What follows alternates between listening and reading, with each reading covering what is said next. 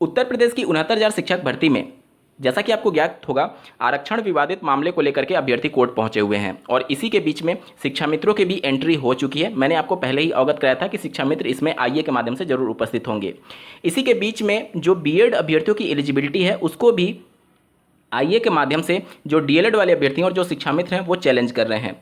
अब यहाँ पर सवाल ये उठता है कि 69,000 में जब नई लिस्ट बनेगी तो नई लिस्ट में जो बीएड कैंडिडेट आएंगे क्या उनको राहत मिलेगी, ज्वाइनिंग मिल सकती है? इसको लेकर के छत्तीसगढ़ वाले जजमेंट पर अगर आपको याद हो तो माननीय सुप्रीम कोर्ट ने कहा था कि आपने प्रोसेस भले ही क्यों ना कंप्लीट कर लिया हो 11 अगस्त 2023 से पहले, लेकिन अगर इसके बाद की अपॉइंटमेंट है तो वो अपॉइंटमेंट अवैधानिक है, असंवैधानिक है। और इसी को आधार बनाते हुए उन्होंने छत्तीसगढ़ में जितने भी बीएड अभ्यर्थी थे जो चयनित थे उनको बाहर कर दिया था। अब ये मामले को लेकर के सुप्रीम कोर्ट में फिर से स्टेट ऑफ छत्तीसगढ़ पहुंची हुई थी, जिस पर आज दिनांक 30 सितंबर 2024 को सुनवाई हुई है। केस का स्टेटस आप अपने स्क्रीन पर देख पा रहे होंगे। ये स्टेट ऑफ छत्तीसगढ़ के द्वारा केस फाइल किया गया था 16 अगस्त 2024 को, जो कि 24 सितंबर 2024 को वेरीफाई हुआ और 30 सितंबर 2024 यानी आज ही के दिन ये मामला सुने जाने के लिए लिस्ट किया गया था ऑनरेबल जस्टिस सुधांशु धूलिया जी की बेंच में और ऑनरेबल जस्टिस अहसानुद्दीन जी की बेंच में। अगर मैं यहाँ पर इसका केस स्टेटस दिखाऊं, आप अपने स्क्रीन पर देख पा रहे होंगे केस स्टेटस में डिस्पोज लिख करके आ रहा है, यानी मामला निस्तारित हो चुका है। अगर इसके थोड़ा सा मैं अर्लियर कोर्ट डिटेल के बारे में दिखाऊं जिससे थोड़ा सा आपको स्थिति और ज़्यादा स्पष्ट हो पाए, आप अपने स्क्रीन पर ध्यान से देखिएगा। ये जो केस फाइल किया गया था वो माननीय जो छत्तीसगढ़ हाईकोर्ट है उनके जो 2 अप्रैल 2024 को जजमेंट दिया गया था, जिसके अनुसार हाईकोर्ट ने 11 अगस्त 2024 के जजमेंट को आधार बनाते हुए चयनित बीएड अभ्यर्थियों को बाहर करने का निर्देश दिया था और राज्य सरकार को आदेशित किया था कि आप जो यहाँ की नियमावली 2019 है उसके अंतर्गत जो एलिजिबल कैंडिडेट हैं यानी डीएलएड वाले, उनके लिए एक बार फिर से लिस्ट बनाइए और जो नई लिस्ट में अभ्यर्थी आ रहे हैं उनको आप नियुक्ति दीजिए, और बीएड को बाहर करने के लिए आदेश दे दिया था। उसके बाद से बीएड वाले अभ्यर्थी इस फैसले के अगेंस्ट में सुप्रीम कोर्ट में जाते हैं, जहाँ पर सुप्रीम कोर्ट ने पहले ही उनकी याचिका खारिज कर दी थी और बीएड को बाहर निकालने का सख्त आदेश दे दिया था। उसके बाद से स्टेट ऑफ छत्तीसगढ़ यानी राज्य सरकार सुप्रीम कोर्ट में गई, जिस पर आज सुनवाई हुई है। अब आज की इस सुनवाई में क्या हुआ, तो लगभग 1.5 मिनट मामले की सुनवाई हुई है और 1.5 मिनट में ही माननीय सुप्रीम कोर्ट ने जो याचिका है उसको डिसमिस कर दिया है, खारिज कर दिया है। अगर मैं आपको नीचे दिखाऊं, आप अपने स्क्रीन पर देख पा रहे होंगे डिस्पोजल टाइप में डिसमिस लिख करके आ रहा है, यानी केस खारिज हो चुका है। यहाँ पर स्टेट गवर्नमेंट भी अब जान चुकी है कि इस मामले में कुछ होना नहीं है, क्योंकि हाई कोर्ट ने भी कैंसिल कर दिया, सुप्रीम कोर्ट ने 2 बार कैंसिल कर दिया, डिसमिस कर दिया याचिका को। बावजूद इसके स्टेट ऑफ छत्तीसगढ़ जो है वो माननीय हाई कोर्ट और सुप्रीम कोर्ट के जजमेंट को लागू नहीं कर रही है।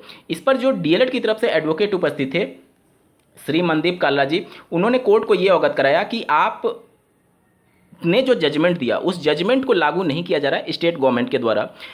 माननीय सुप्रीम कोर्ट ने कहा कि आप इस मैटर को हाई कोर्ट में ले जाइए। तो डीएलएड के जो एडवोकेट थे उन्होंने कहा कि ऑलरेडी कोर्ट ऑफ कंटेम्प्ट का मामला हाई कोर्ट में पेंडिंग है। अब यहाँ पर जो हाई कोर्ट से जजमेंट आना है कोर्ट ऑफ कंटेम्प्ट वाले मामले में, निश्चित तौर पर देखिए वो तो तय है कि अब राज्य सरकार को कोई भी राहत नहीं मिलेगी, लेकिन राज्य सरकार इन चीज़ों से बच रही है। देखिए राज्य सरकार की बहुत बड़ी गलती है यहाँ पर, बहुत ज़्यादा ही बड़ी गलती। आज अगर बीएड की हितैषी राज्य सरकार बन रही है वो केवल दिखावा मात्र है, क्योंकि जब माननीय सुप्रीम कोर्ट ने 11 अगस्त का जजमेंट नहीं दिया था उससे पहले राज्य सरकारों को जब हाईकोर्ट में कॉल किया जाता था अपना आंसर काउंटर फाइल करने के लिए, तो समय से वो अपना आंसर काउंटर फाइल करने के लिए उपस्थित तक नहीं होते थे। आज हालत ये है कि जब हाईकोर्ट ने कहा कि आप बीएड को बाहर करते हुए इनको काउंसलिंग से बाहर करके लिस्ट बनाइए, तो राज्य सरकार हाईकोर्ट के जजमेंट को पालन करते हुए बीएड को बाहर करते हुए लिस्ट बनाने के लिए तैयार हो जाती है और काउंसलिंग प्रक्रिया आगे बढ़ा देती है। इसके बाद से बीएड वाले अभ्यर्थी सुप्रीम कोर्ट चले जाते हैं, सुप्रीम कोर्ट कहती है कि इनको शामिल कराइए, लेकिन हाईकोर्ट डिसाइड करेगी इनके मैटर को। तो राज्य सरकार बिना अपना कुछ स्टैंड क्लियर किए वो माननीय सुप्रीम कोर्ट के जजमेंट को लागू करने लगती है, जबकि राज्य सरकार भली भांति जानती थी कि भविष्य में जाकर के इनकी एलिजिबिलिटी पर खतरा हो सकता है, क्योंकि उस समय तक जजमेंट आ चुका था 11 अगस्त 2023 वाला। तो अगर राज्य सरकार चाहती तो पहले ये मैटर को क्लेरिफाई करा लेती, लेकिन उन्हें जल्दबाजी थी कि हम कैसे भी करके नौकरी दे दें, कैसे भी करके नौकरी दे दें। तो आज जो बीएड की स्थिति है, भले राज्य सरकार उनकी हितैषी बनने का दिखावा कर रही है, लेकिन वो हितैषी है नहीं, क्योंकि अगर आप सब कुछ पहले से क्लियर कर लेते तो आज जो स्थिति परिस्थिति है वो शायद नहीं होती।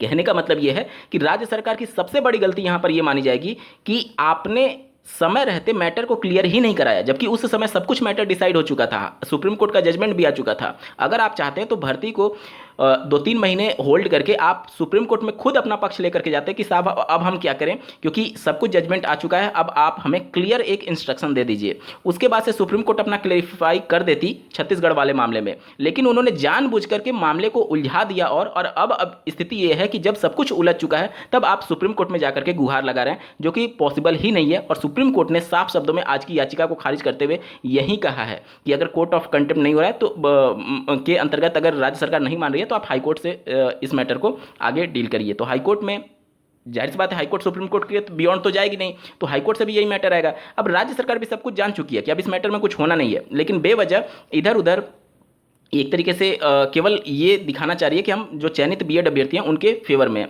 लेकिन अगर फेवर में रहते तो समय रहते वो कोर्ट पहुंचते तो निश्चित तौर पर ये सारी परिस्थितियां उत्पन्न ही नहीं होती। और जो डीएलएड अचयनित हैं उनके बारे में कोई बात ही नहीं कर रहा है।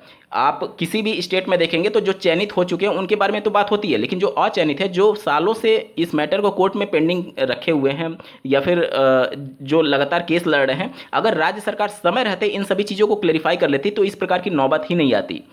उत्तराखंड में आप देख लीजिए, बिहार में देख लीजिए, इसके बाद से मध्य प्रदेश की स्थिति देख लीजिए। अगर समय रहते राज्य सरकार इन सभी चीज़ों को गंभीरता से लेती तो आज ये परिस्थिति उत्पन्न नहीं होती। निश्चित तौर पर सिर्फ भर्तियों को हड़बड़ी में और जल्दबाजी में कंप्लीट कराने मात्र के लिए राज्य सरकारों ने बहुत बड़ी गलती कर दी, जिसका खामियाजा आज चयनित बीएड अभ्यर्थी भुगत रहे हैं।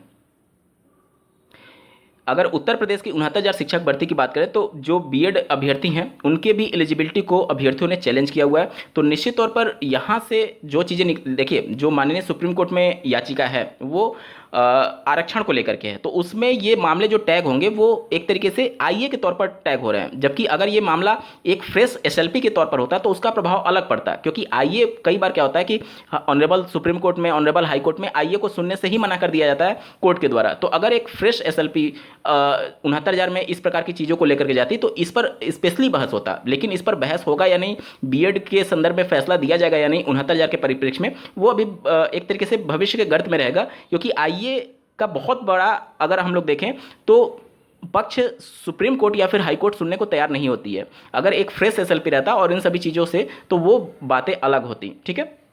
और 69,000 की जहाँ तक बात है तो अगर ये फ्रेश एसएलपी जाती है तो सीधे तौर पर ये ऑनरेबल जस्टिस सुधांशु धूलिया जी के बेंच में जाएगा, जिस पर ऑलरेडी मामले को क्लेरिफाई किया जा चुका है। तो इन सभी चीज़ों को लेकर के भविष्य की स्थितियाँ परिस्थितियाँ क्या होंगी वो वक्त बताएगा। इस वीडियो को देखने के लिए आपका बहुत बहुत धन्यवाद। भगवान करे आपका दिन शुभ हो।